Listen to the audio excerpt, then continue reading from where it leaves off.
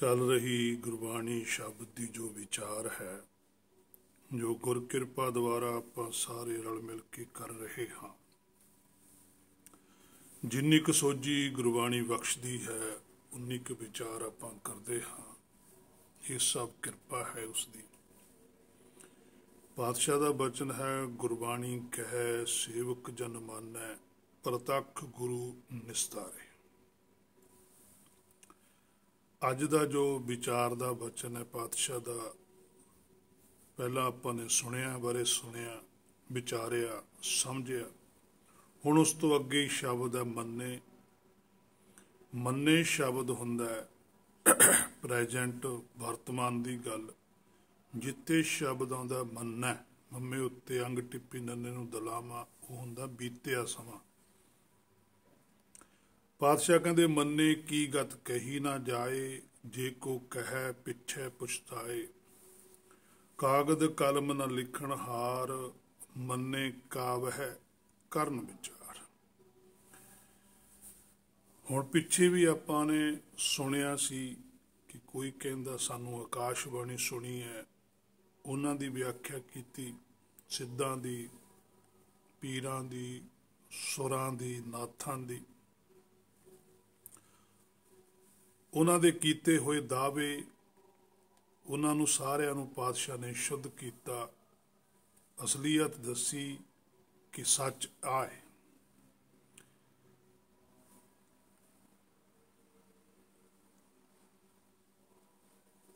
हुण पातशाह ने आप भी अपने वल्लों दसिया कि असल विच जिहड़ा हुक्म है वो की है। हुण साडे कोल गुरबाणी है, असी गुरबाणी नूं सुनना है ते सुन के समझना है। समझ के फिर असी उस हुक्म नूं बुझ लवांगे ते बुझ के उस हुक्म विच चलांगे। जिवें असी संसारी तौर ते कुछ सुन लेंदे हाँ ते समझ लेंदे हाँ, जां कई बार आपां कहने भी फलाने बंदे को बड़ा गुर है, बड़ा हुनर है, पर जे उहदे कोल गुण है ते हुनर है, जां कुछ जानदा है जां समझिया है, जे उसनूं वरतदा ही नहीं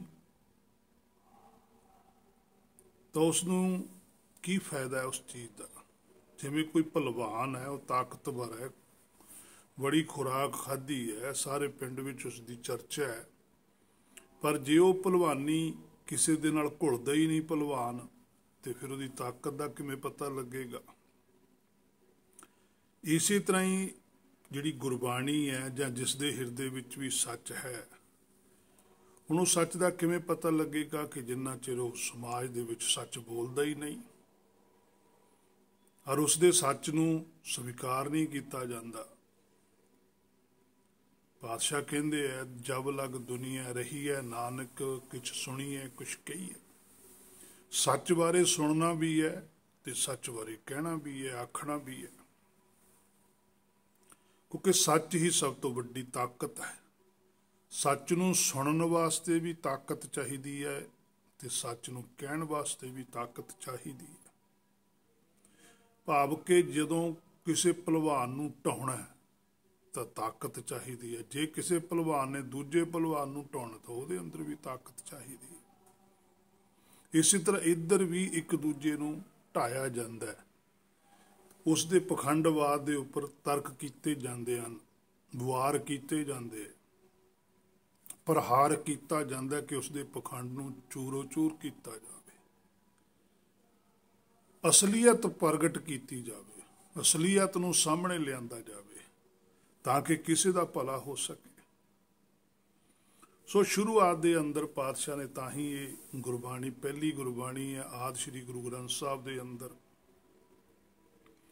इस विच बहुत जरूरी है कि जो सुनिया दियां पौड़ियां ने, भाव के पदे हन, कुछ भी असी मान लीए, भाव के गुरबाणी है, ये बड़ी बरीकी नाल दसिया कि असल विच भाई सुनदा की है, वो तुहानूं भी सुणूगा जे तुसी इस तरीके नाल करोगे। जे तुसी खुराक खावोगे तो ताकत तुहाडे अंदर भी आवेगी, ਜੇ ਤੁਸੀਂ ਗੁਰਬਾਣੀ ਦੀ ਸੋਝੀ ਪ੍ਰਾਪਤ ਕਰੋਗੇ ਤਾਂ ਤੁਹਾਡੇ ਅੰਦਰ ਵੀ ਸੱਚ ਬੋਲਣ ਦੀ ਸਮਰੱਥਾ ਆਵੇਗੀ। ਤੁਹਾਨੂੰ ਅਸਲੀਅਤ ਜਿਹੜਾ ਨਿਰਾਕਾਰੀ ਸੱਚ ਹੈ ਉਹਦਾ ਵੀ ਪਤਾ ਲੱਗੇਗਾ। ਸੋ ਸੁਣਨ ਤੇ ਸਮਝਣ ਤੋਂ ਬਾਅਦ ਜਿਹੜਾ ਹੁਣ ਅੱਗੇ ਪ੍ਰਕਰਨ ਚੱਲਣਾ ਉਹ ਹੈ ਮੰਨਣ ਦਾ। ਹੁਣ ਮੰਨਣ ਲਈ ਸਾਡੇ ਕੋਲੇ ਗੁਰਬਾਣੀ ਹੁਕਮ ਤਾਂ ਬੁੱਝਣਾ ਪੈਂਦਾ। ਗੁਰਬਾਣੀ ਮੰਨ ਕੇ ਮੰਨਣ ਦੇ ਨਾਲ ਫਿਰ ਪ੍ਰੇਮ ਵੀ ਕਰਨਾ ਪੈਂਦਾ।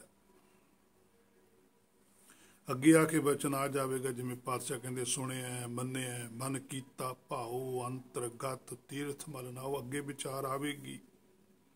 ਸੋ ਮੰਨਣਾ ਸਾਰਾ ਅੰਤਰਾਤਮਾ ਹੀ ਹੈ। ਬਾਹਰੋਂ ਕੋਈ ਅਸੀਂ ਮਾਪ ਤੋਲ ਨਹੀਂ। ਬ੍ਰਹਮ ਗਿਆਨ ਦੇ ਅੰਦਰ ਬਾਹਰੋਂ ਤਾਂ ਵਿਚਾਰ ਕੀਤੀ ਜਾਂਦੀ ਹੈ, ਇੱਕ ਦੂਸਰੇ ਦੇ ਨਾਲ ਆਦਾਨ ਪ੍ਰਦਾਨ ਹੁੰਦਾ। ਸੋ ਮੰਨਣ ਵਾਲੇ ਨੇ ਜਿਹੜੇ ਹੁਕਮੀ ਨੇ, ਉਹਨਾਂ ਦੀ ਜਿਹੜੀ ਗਤੀ ਹੈ, ਉਹਨਾਂ ਦੀ ਜਿਹੜੀ ਨਿਰਭੈਤਾ ਹੈ, ਉਹਨਾਂ ਦੀ ਜਿਹੜੀ ਚਾਲ ਹੈ, ਉਹ ਬੜੀ ਬੇਸ਼ਕੀਮਤੀ ਹੁੰਦੀ ਹੈ। ਭਗਤਾਂ ਕੀ ਚਾਲ ਨਿਰਾਲੀ, ਚਾਲਾ ਨਿਰਾਲੀ, ਭਗਤਾਂ ਕੇਰੀ ਬਿਖਮ ਮਾਰਗ ਚੱਲਣਾ। ਦੇਖੋ ਰਸਤਾ ਹੈ ਜਿਹੜਾ ਉਹ ਬਿਖਮ ਹੈ, ਕਠਨ ਹੈ। ਜਿਹੜਾ ਭਗਤੀ ਮਾਰਗ ਤੇ ਜਿਹੜੀ ਸੁਰਤ ਚੱਲਦੀ ਹੈ ਉਹਦੇ ਲਈ ਰਸਤਾ ਬਹੁਤ ਕਠਨ ਹੈ। ਤੇ ਜਿਹੜੇ ਸਿੱਧ ਨੇ, ਜੋਗੀ ਨੇ, ਪੀਰ ਨੇ, ਸੁਰ ਨੇ, ਨਾਥ ਨੇ, ਸੰਤ ਨੇ, ਬਾਬੇ ਨੇ, ਉਹਨਾਂ ਦਾ ਜਿਹੜਾ ਰਸਤਾ ਹੈ, ਉਹਨਾਂ ਦੀ ਜਿਹੜੀ ਭਗਤੀ ਉਹ ਬੜੀ ਸੌਖੀ ਹੈ। ਉਹਦੇ ਵਿੱਚ ਕੋਈ ਮੁਸ਼ੱਕਤ ਨਹੀਂ ਹੈ। ਜੇ ਮੁਸ਼ੱਕਤ ਹੈ ਵੀ ਤਾਂ ਮਾੜੀ ਮੋਟੀ ਬਾਹਰਲੇ ਸਰੀਰ ਨੂੰ ਹੈ, ਅੰਤਰਾਤਮਾ ਨੂੰ ਕੋਈ ਮੁਸ਼ੱਕਤ ਨਹੀਂ ਹੈ। ਪਰ ਜਿਹੜੀ ਨਿਰਾਕਾਰੀ ਭਗਤੀ ਹੈ ਉਹਦੇ 'ਚ ਸਰੀਰ ਨੂੰ ਕੋਈ ਮੁਸ਼ੱਕਤ ਨਹੀਂ, ਅੰਤਰ ਆਤਮਾ ਨੂੰ ਬਹੁਤ ਜ਼ਿਆਦਾ ਮੁਸ਼ੱਕਤ ਹੈ, ਬਹੁਤ ਜ਼ਿਆਦਾ ਤਕਲੀਫ ਹੈ। ਕਿਉਂਕਿ ਜਦੋਂ ਕਿਸੇ ਨੇ ਨਿਰੋਲ ਸੱਚ ਬੋਲਣਾ ਹੈ, ਤੇ ਹੁਣ ਸੱਚ ਬੋਲਣ ਵਾਲੇ ਨੂੰ ਦੂਸਰੇ ਬਰਦਾਸ਼ਤ ਨਹੀਂ ਕਰਦੇ। ਇਹ ਦੋ ਭਗਤੀਆਂ ਨੇ, ਇੱਕ ਸੰਸਾਰੀ ਭਗਤੀ ਹੈ, ਇੱਕ ਨਿਰਾਕਾਰੀ ਭਗਤੀ ਹੈ। ਹਰ ਚੀਜ਼ਾਂ ਦੋ ਦੋ ਨੇ। ਪਰ ਜਿਹਨੂੰ ਸੋਝੀ ਆ ਜਾਂਦੀ ਹੈ ਨਿਰਾਕਾਰੀ ਭਗਤੀ ਦੀ, ਉਹ ਅਸਲ ਵਿੱਚ ਇੱਕ ਹੋ ਜਾਂਦਾ ਹੈ। ਸੋ ਗੱਲ ਬੜੀ ਬਰੀਕੀ ਦੀ ਹੈ, ਇੰਨੀ ਕੋਈ ਸੌਖੀ ਛੇਤੀ ਸਮਝ ਵੀ ਨਹੀਂ ਆ ਸਕਦੀ।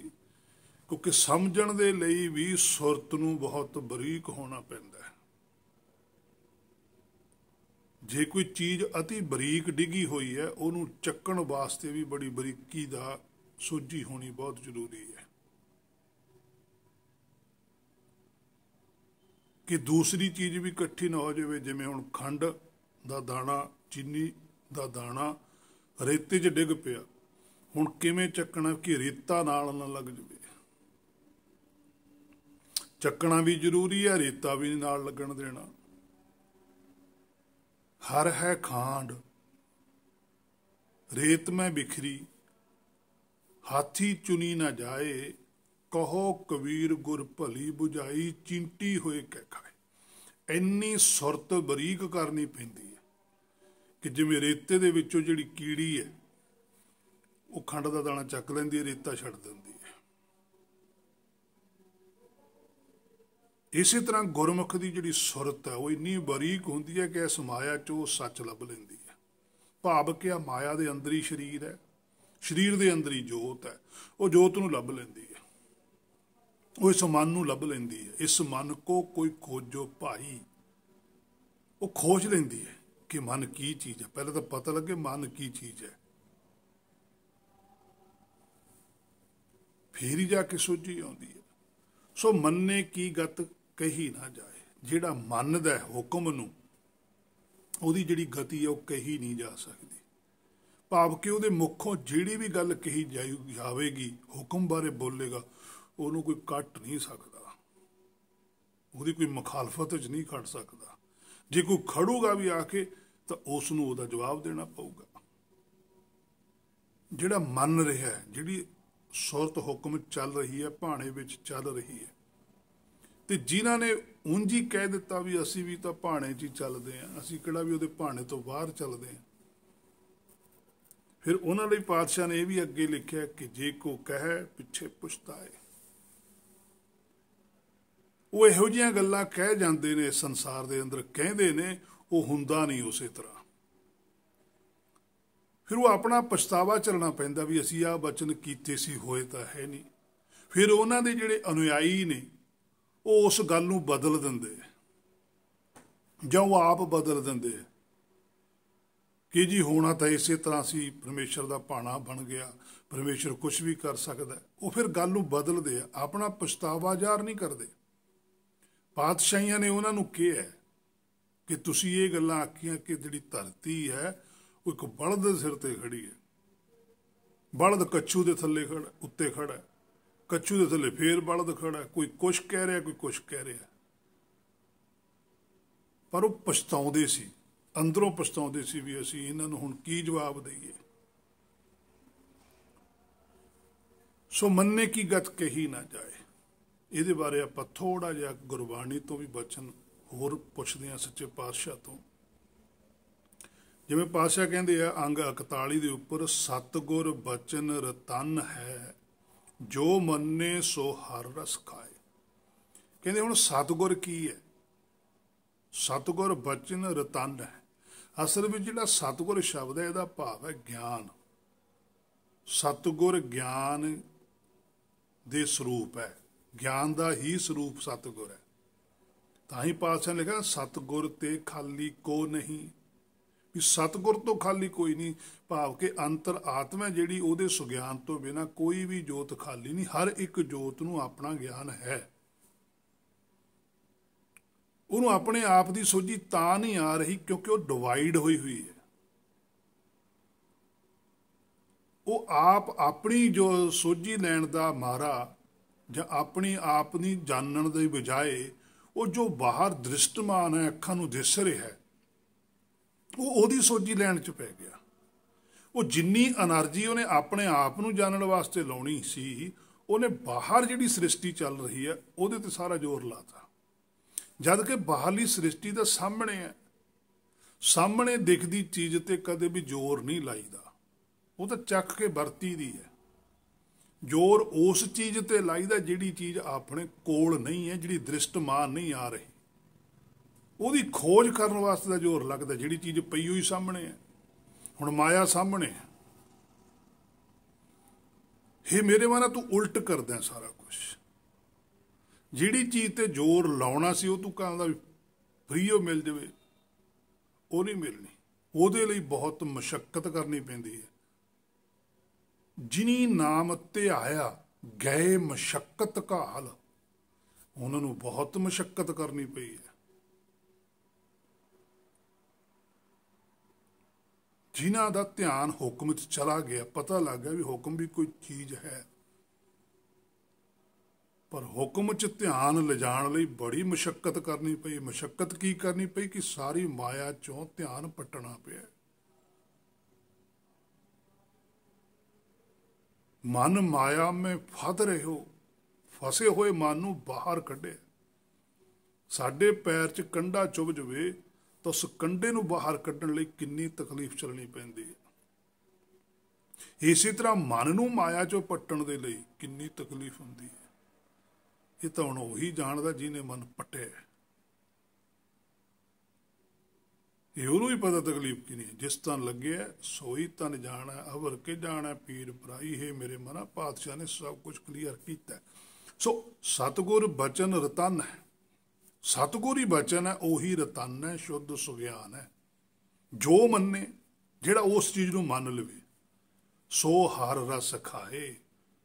उही जोत जिहड़ी हर है, जिहड़ी अंतरात्मा है, उही रस नूं खा सकती है, उही धुर की बाणी नूं हजम कर सकदा है, उही पूर्ण सच नूं हिरदे च हजम कर सकदा। इन्ना सौखा नहीं है कि हर जिहड़ा सच है उहनूं हर कोई अपने हिरदे दे विच रख लवे।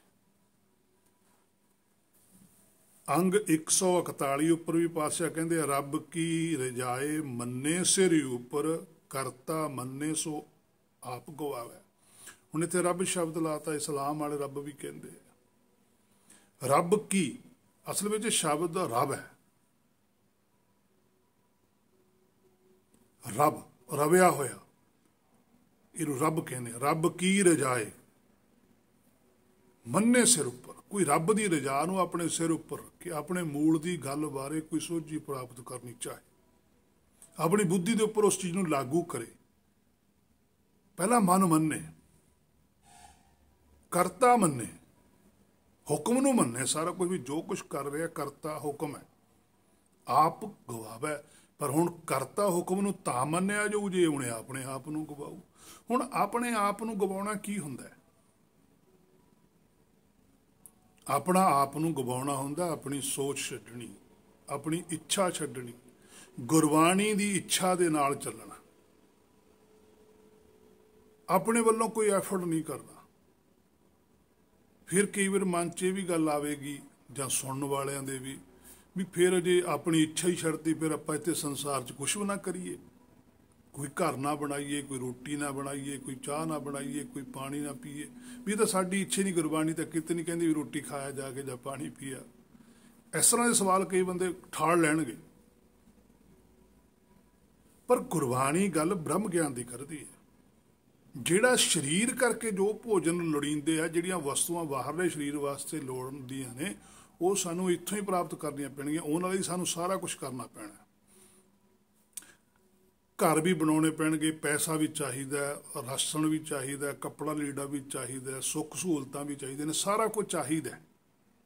ਪਰ ਜੋ ਕੁਝ ਵੀ ਸੰਸਾਰ 'ਚ ਅਸੀਂ ਇਕੱਠਾ ਕਰ ਲਿਆ ਸਰੀਰ ਕਰਕੇ, ਜਿੱਦਣ ਸਾਡੀ ਜੋਤ ਨੇ ਸਰੀਰ ਛੱਡ ਕੇ ਜਾਣਾ, ਇਹ ਸਾਰਾ ਕੁਝ ਸਾਡਾ ਇੱਥੇ ਹੀ ਰਹਿ ਜਾਣਾ। ਇਹਦੇ ਨਾਲ ਜੋ ਕੁਝ ਵੀ ਅਸੀਂ ਆਪਣੇ ਦਿਮਾਗ 'ਚ ਜਾਂ ਆਪਣੀ ਸੁਰਤ 'ਚ ਜਾਂ ਆਤਮਾ ਨੇ ਵਸਾਇਆ ਹੋਇਆ, ਉਹ ਵੀ ਨਾਲ ਹੀ ਰਹਿ ਜਾਂਦਾ ਹੈ। ਉਹ ਵੀ ਨਾਲ ਨਹੀਂ ਲਿਜਾਂਦੇ ਹੈਗੇ। ਸਭੇ ਬੁੱਧੀ ਜਾਲੀਅਨ ਇੱਕ ਰਹਿ ਤਤ ਗਿਆਨ ਜੀਉ। ਜਿਵੇਂ ਇੱਥੇ ਸਰੀਰ ਸਾੜਦੇ ਆ ਨਾ, ਅੱਗੇ ਆਤਮਾ ਵੀ ਸੜਦੀ ਹੈ। ਆਤਮਾ ਦੀ ਜਿੰਨੀ ਖੋਟ ਹੈ ਉਹ ਬਾਹਰ ਕੱਢ ਦਿੰਦੇ ਆ। ਉਹਦੇ 'ਚੋਂ ਤਤ ਗਿਆਨ ਦੇਖਦੇ ਵੀ ਤੇਰੇ ਕੋਲ ਅਸਲੀ ਨਾਮ ਬਾਰੇ ਕੁਝ ਪਤਾ ਹੈ ਤੈਨੂੰ, ਜਿਹੜਾ ਦਰਗਾਹ ਤੋਂ ਪ੍ਰਮਾਣਿਤ ਨਾਮ, ਕਿਉਂਕਿ ਲੈ ਕੇ ਆਉਂਦਾ ਇਹ ਨਾਮ ਤਾਂ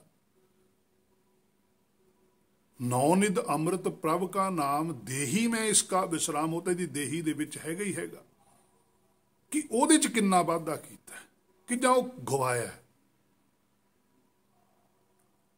ਉਹਦੀ ਜਾਣਕਾਰੀ ਉਹਨਾਂ ਨੂੰ ਚਾਹੀਦੀ ਹੈ। ਉਹਨਾਂ ਨੇ ਸਰੀਰ ਨਾਲ ਜੋ ਵੀ ਅਸੀਂ ਮਾਇਆ ਦਾ ਡੰਬਰ ਇਕੱਠਾ ਕੀਤਾ, ਇਹ ਨਹੀਂ ਉਹ ਦੇਖਦੇ ਹੈਗੇ। ਇਹ ਜੇ ਇਹ ਦੇਖਦੇ ਹੁੰਦੇ ਫਿਰ ਤਾਂ ਪਾਤਸ਼ਾਹੀਆਂ ਨੇ ਵੀ ਤਾਂ ਇੱਥੇ ਆ ਕੇ ਸਰੀਰ ਕਰਕੇ ਬਹੁਤ ਕੁਝ ਇਕੱਠਾ ਕੀਤਾ ਸੀ। ਗੁਰਮੁਖਾਂ ਕੋਲ ਵੀ ਬਹੁਤ ਕੁਝ ਹੁੰਦਾ ਸੰਸਾਰ 'ਚ, ਜੋ ਮਾਇਆ ਦੇ ਪਦਾਰਥ ਨੇ ਉਹ ਵੀ ਖਾਂਦੇ ਪੀਂਦੇ ਆ, ਫਿਰ ਤਾਂ ਉਹਨਾਂ ਦਾ ਵੀ ਹੋਵੇ। ਇਸ ਤਰ੍ਹਾਂ ਨਹੀਂ ਹੈ। ਉੱਥੇ ਗੱਲ ਹੁੰਦੀ ਹੈ ਨਾਮ ਦੀ। ਖੋਟ ਤਾਂ ਸਾਰੇ ਗੁਰਮੁਖ ਹੈ। ਜਿਹੜਾ ਗੁਰਮੁਖ ਖੋਟੇ ਕਰੇ ਪਛਾਣ, ਗੁਰਮੁਖ ਖੋਟ ਨੂੰ ਤਾਂ ਇੱਥੇ ਛੱਡ ਕੇ ਜਾਂਦਾ। ਇਸੇ ਕਰਕੇ ਜਿਹੜੇ ਗੁਰਮੁਖ ਨੇ, ਜਿਨ੍ਹਾਂ ਨੂੰ ਇਹ ਸਰੀਰ ਵਿੱਚ ਰਹਿੰਦਿਆਂ ਸੋਝੀ ਆ ਜਾਂਦੀ ਹੈ, ਨਾਮ ਪ੍ਰਾਪਤ ਹੋ ਜਾਂਦਾ, ਉਹ ਇਹ ਸੰਸਾਰ ਦੇ ਵਿੱਚ ਰਹਿੰਦੇ ਮਾਇਆ ਦੀ ਪਕੜ ਛੱਡ ਜਾਂਦੇ ਆ। ਉਹਨਾਂ ਨੂੰ ਕਿਸੇ ਚੀਜ਼ ਦਾ ਲਾਲਚ ਨਹੀਂ ਹੁੰਦਾ ਇੱਥੇ। ਈਵਨ ਕਿ ਉਹ ਆਪਣੇ ਸਰੀਰ ਨੂੰ ਵੀ ਛੱਡਦੇ ਆ।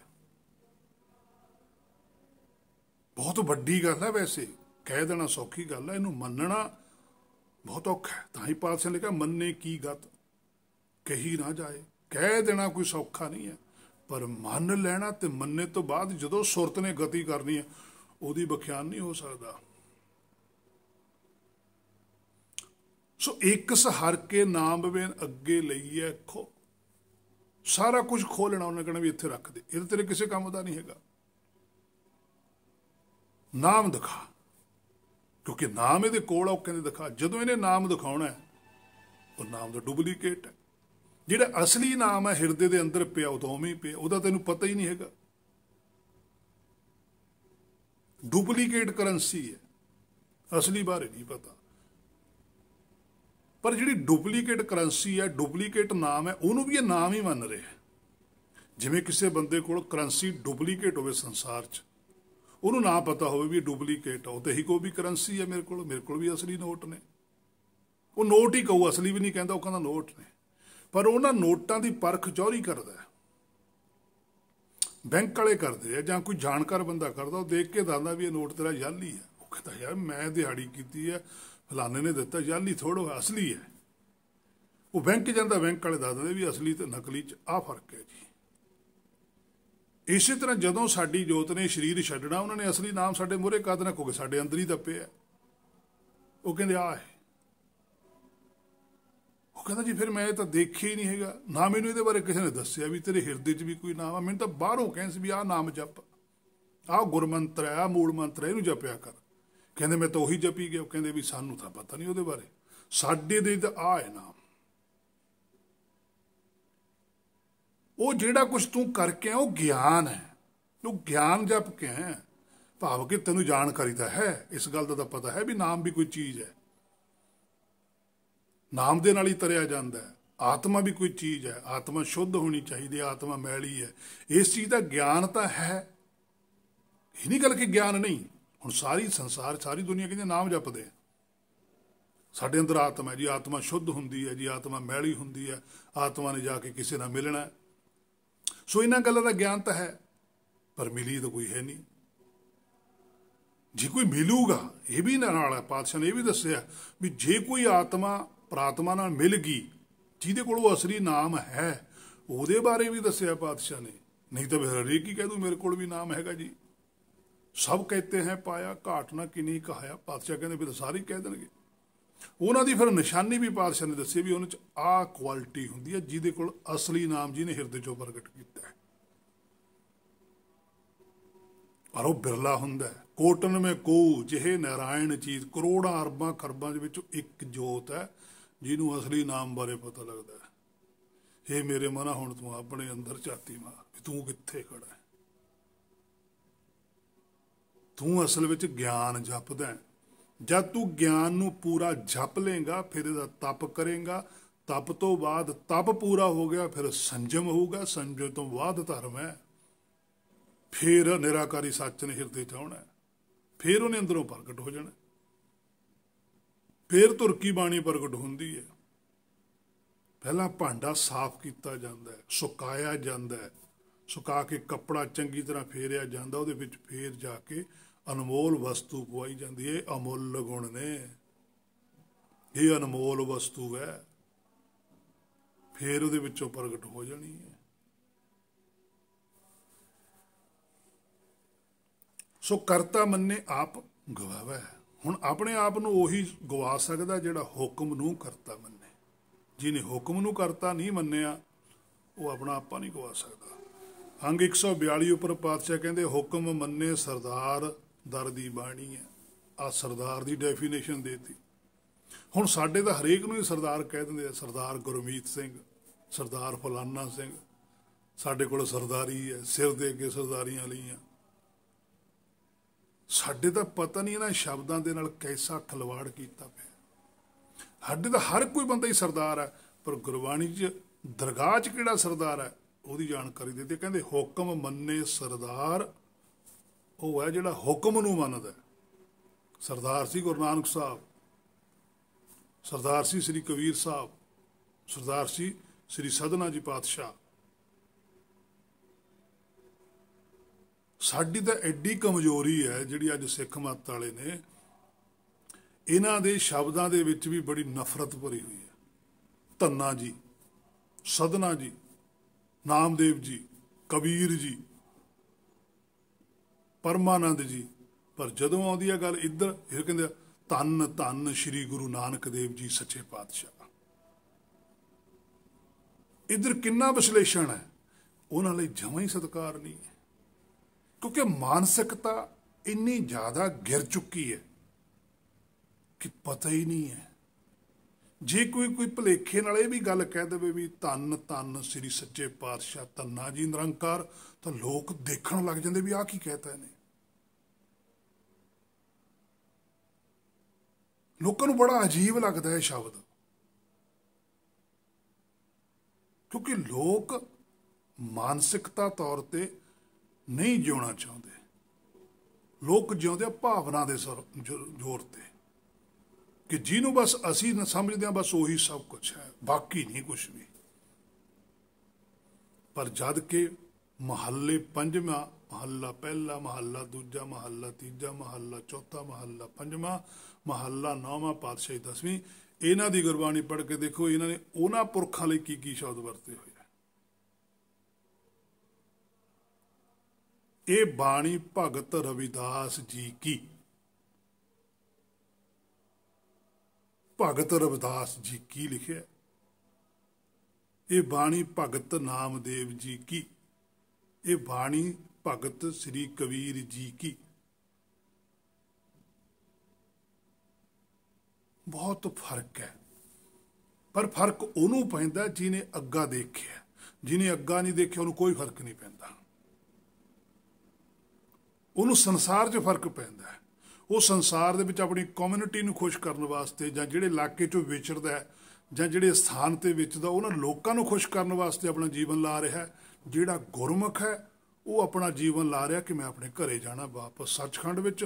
ਉਹਨਾਂ ਨੂੰ ਕੀ ਚੰਗਾ ਲੱਗਦਾ ਮੈਂ ਤਾਂ ਉਹ ਕਰਨਾ, ਕਿਉਂਕਿ ਮੈਂ ਸਾਰਾ ਜੀਵਨ ਉੱਥੇ ਗੁਜ਼ਾਰਨਾ। ਇੱਥੇ ਦਾ ਮੇਰੇ ਕੋਲ ਟਾਈਮ ਥੋੜ੍ਹਾ ਹੈ। ਇੱਥੇ ਦਾ ਵੱਧ ਤੋਂ ਵੱਧ ਕੀ ਹੈ 100 ਸਾਲ ਆ ਜਾਂ 70 ਸਾਲ 80 ਇੰਨੇ ਕੀ ਨੇ। ਉਸ ਤੋਂ ਬਾਅਦ ਜਦੋਂ ਸਰੀਰ ਛੱਡ ਕੇ ਜੋਤ ਚਲੀ ਜਾਂਦੀ ਹੈ ਉਸ ਤੋਂ ਬਾਅਦ ਵੀ ਇੱਥੇ ਤਕਰੀਬਨ ਮੈਂ ਆਪ ਵੇਖ ਵੀ ਲਿਆ ਕੁਛ ਵੀ 10-12 ਸਾਲ ਚੇਤੇ ਕਰਦੇ। ਜਿਹੜੇ ਸੰਤ ਨੇ ਉਹਨਾਂ ਵੀ ਸਾਲ ਬਾਅਦ ਹੀ ਚੇਤੇ ਕਰਦੇ ਵੀ ਜਾਂ ਉਹਨਾਂ ਦੀ ਵਰਸ਼ੀ ਮਨਾ ਲਓ ਜਾਂ ਉਹਨਾਂ ਦਾ ਜਨਮ ਦਿਨ ਮਨਾ ਲਓ। ਉਸ ਤੋਂ ਅੱਗੇ ਪਿੱਛੇ ਉਹਨਾਂ ਨੂੰ ਕੋਈ ਨਹੀਂ ਜਾਣਦਾ ਹੈਗਾ। ਉਹਨਾਂ ਦੀ ਵਿਚਾਰਧਾਰਾ ਤੇ ਕੋਈ ਨਹੀਂ ਖੜਦਾ। ਗੱਲ ਉਹਨਾਂ ਦੀ ਵਿਚਾਰਧਾਰਾ ਮੰਨਣ ਤੇ ਖੜੀ ਹੈ। ਵਿਚਾਰਧਾਰਾ ਨਾਲ ਕੋਈ ਸੰਬੰਧ ਨਹੀਂ ਹੈ, ਸਰੀਰ ਨਾਲ ਸੰਬੰਧ ਹੈ। ਪਰ ਜਿਹੜੇ ਗੁਰਮੁਖ ਨੇ ਉਹਨਾਂ ਦਾ ਸੰਬੰਧ ਹੀ ਨਿਰਾ ਵਿਚਾਰਧਾਰਾ ਤੇ ਉਹ ਸਰੀਰ ਨਾਲ ਸੰਬੰਧ ਹੀ ਨਹੀਂ ਰੱਖਦੇ, ਕਿਉਂਕਿ ਉਹਨਾਂ ਨੂੰ ਪਤਾ ਵੀ ਜੇ ਸਰੀਰ ਨਾਲ ਸੰਬੰਧ ਰੱਖ ਲਿਆ ਤਾਂ ਦਰਗਾਹ ਵਾਲੇ ਨੇ ਨਹੀਂ ਬਣ ਦੇਣਾ। ਕਿਉਂਕਿ ਗੁਰਬਾਣੀ 'ਚ ਪਹਿਲਾਂ ਹੀ ਬਚਨ ਪਿਆ ਕਬੀਰ ਰਾਮ ਰਤਨ ਤਉ ਪਾਈਐ ਪਹਿਲੇ ਤਜੈ ਸਰੀਰ। ਉਹ ਕਹਿੰਦੇ ਸਰੀਰ ਛੱਡ ਪਹਿਲਾਂ, ਆ ਮਾਇਆ ਛੱਡ। ਇੱਥੇ ਬੰਨ ਉਠਾਈ ਪੋਟਲੀ ਕਿੱਥੇ ਬੰਝਾਂ ਘੱਤ, ਕਹਿੰਦੇ ਆ ਪੋਟਲੀ ਛੱਡ ਪਹਿਲਾਂ ਥੱਲੇ ਫੇਰ ਜਾਵਾਂਗੇ ਅੰਦਰ। ਇਹ ਕਹਿੰਦਾ ਇਹ ਨਹੀਂ ਸੱਜਣੀ, ਇਹ ਨਾਲ ਹੀ ਰਹੋ, ਧਿਆਨ ਇਹਦਾ ਹੀ ਕਰਨਾ। ਉਹ ਕਹਿੰਦੇ ਵੀ ਜੇ ਇਹਦਾ ਧਿਆਨ ਕਰਨਾ ਤਾਂ ਵੀ ਲੱਭ ਇਹਨੂੰ। ਫਿਰ ਸੁਰਤ ਲੱਭਦੀ ਹੈ ਉਹਨੂੰ, ਉਹ ਲੱਭੇ ਤਾਂ ਜੇ ਕੋਈ ਹੋਵੇ। ਸੋ ਹੈ ਨਹੀਂ ਹੈ। ਸੋ ਹੁਕਮ ਮੰਨੇ ਸਰਦਾਰ ਦਰ ਦੀ ਬਾਣੀ ਹੈ। ਸੱਚਖੰਡ ਦੇ ਵਿੱਚ ਉਹਨੂੰ ਹੀ ਸਰਦਾਰ ਮੰਨਿਆ ਜਾਂਦਾ ਜਿਹੜਾ ਹੁਕਮ 'ਚ ਚੱਲਦਾ ਹੈ। ਅੰਗ 148 ਤੇ ਪਾਤਸ਼ਾਹ ਕਹਿੰਦੇ ਮੰਨੇ ਨਾਉ ਬਿਸੰਖ ਦਰਗਹਿ ਪਾਵਨ। ਕਹਿੰਦੇ ਮੰਨੇ ਨਾਉ ਜਿਹੜਾ ਹੁਕਮ ਨੂੰ ਮੰਨਦਾ ਬੇਸੰਖ, ਪਤਾ ਨਹੀਂ ਉਹਨਾਂ ਦੀ ਕਿੰਨੀ ਕੁ ਗਿਣਤੀ ਹੈ ਜਿਹੜੇ ਸੱਚਖੰਡ 'ਚ ਬੈਠੇ ਜਿਨ੍ਹਾਂ ਨੇ ਹੁਕਮ ਨੂੰ ਮੰਨਿਆ। ਦਰਗਹਿ ਪਾਵਨਾ, ਉਹ ਵੀ ਦਰਗਾਹ ਚਲਾ ਜਾਂਦਾ ਹੈ। ਉਹਨਾਂ ਦੀ ਗਿਣਤੀ ਕੋਈ ਨਹੀਂ ਹੈ। ਉਹਨਾਂ ਦੀ ਵੀ ਜਿਹੜੇ ਇੱਥੋਂ ਹੁਕਮ ਮੰਨ ਕੇ ਗਏ ਗਿਣਤੀ ਉਹਨਾਂ ਦੀ ਵੀ ਨਹੀਂ ਕੋਈ। ਉਹਨਾਂ ਨੂੰ ਬਿਰਲੇ ਤਾਂ ਕਿਹਾ ਜਾਂਦਾ ਵੀ ਉਹਨਾਂ ਵਰਗਾ ਹੋਰ ਇੱਥੇ ਸੰਸਾਰ 'ਚ ਨਹੀਂ ਕੋਈ ਹੈਗਾ। ਸੰਸਾਰ 'ਚੋਂ ਗਏ ਬਹੁਤ, ਕਿਉਂਕਿ ਇਕੱਲਾ ਰਹਿ ਜਾਂਦਾ, ਇੱਕੋ ਜਿਹੇ ਬਣਨਾ ਉਹਨੇ ਤਾਂ ਫਿਰ ਸੱਚਖੰਡ ਨਾਲ ਸੰਬੰਧਿਤ ਹੋ ਜਾਂਦਾ। ਅੰਗ 364 ਉੱਪਰ ਪਾਤਸ਼ਾਹ ਕਹਿੰਦੇ ਭਾਣਾ ਮੰਨੇ ਸਦਾ ਸੁਖ ਹੋਏ। ਸਭ ਤੋਂ ਸੌਖੀ ਗੱਲ ਹੈ ਆਹ ਹੈ, ਸਭ ਤੋਂ ਵੱਡਾ ਜਪ ਤਪ ਭਗਤੀ ਸੰਜਮ ਜੋ ਵੀ ਕੁਛ ਧਰਮ ਦਾ ਹੈ ਕਿ ਭਾਣਾ ਮੰਨੇ। ਹੁਣ ਪਹਿਲਾਂ ਤਾਂ ਭਾਣੇ ਦਾ ਪਤਾ ਲੱਗੇ ਵੀ ਭਾਣਾ ਕੀ ਹੁੰਦਾ, ਫੇਰ ਹੀ ਮੰਨੇ ਜਾਓ।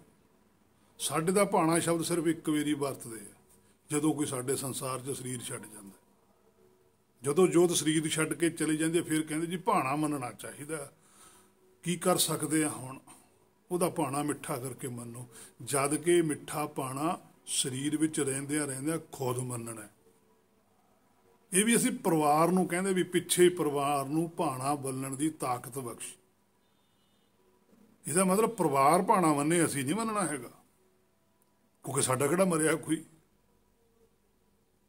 ਅਸੀਂ ਇਹਨਾਂ ਸ਼ਬਦਾਂ ਨੂੰ ਵੀ ਹੋਰ ਪਾਸੇ ਵਰਤਣ ਲੱਗ ਗਏ, ਜਦ ਕਿ ਭਾਣਾ ਮੰਨਣਾ ਸਵਾਸ ਜਿੰਨਾ ਚਿਰ ਸਾਹ ਚੱਲਦਾ ਉਨਾ ਚਿਰ ਭਾਣਾ ਮੰਨਣਾ ਹੈ। ਭਾਣਾ ਹੁੰਦਾ ਹੁਕਮ, ਉਹਦੀ ਰਜ਼ਾ। ਜਿੰਨਾ ਚਿਰ ਸਾਡੇ ਅੰਦਰ ਸਵਾਸ ਚੱਲਦਾ ਅਸੀਂ ਉਹ ਭਾਣਾ ਮੰਨਣਾ ਹੈ, ਤਾਂ ਖਹਿੜਾ ਛੁੱਟਣਾ।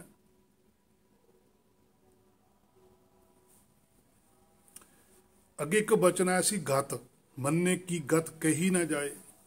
ਹੁਣ ਗਤੀ ਦਾ ਅਰਥ ਹੁੰਦਾ ਸਪੀਡ ਨਾਲ ਚੱਲਣਾ, ਆਮ ਪ੍ਰਚਲਿਤ ਹੈ। ਪਰ ਪਰਮਾਰਥ 'ਚ ਗਤੀ ਦਾ ਅਰਥ ਕੀ ਹੈ?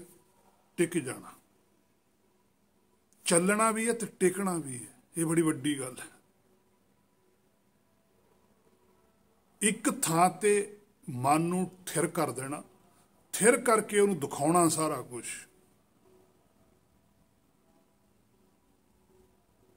ਇਹ ਹੈ ਜਿਵੇਂ ਗੁਰਮੁਖ ਹੈ। ਗੁਰਮੁਖ ਆਪਣੇ ਮਨ ਨੂੰ ਮਾਇਆ ਦੇ ਵਿੱਚ ਸਾਰਾ ਕੁਝ ਦਿਖਾਉਂਦਾ ਪਰ ਥਿਰ ਕਰਕੇ ਰੱਖਦਾ। ਮਨ ਨੂੰ ਮਾਇਆ 'ਚ ਫਸਣ ਨਹੀਂ ਦੇ ਰਿਹਾ, ਲਿਪਤ ਨਹੀਂ ਹੋਣ ਦੇ ਰਿਹਾ।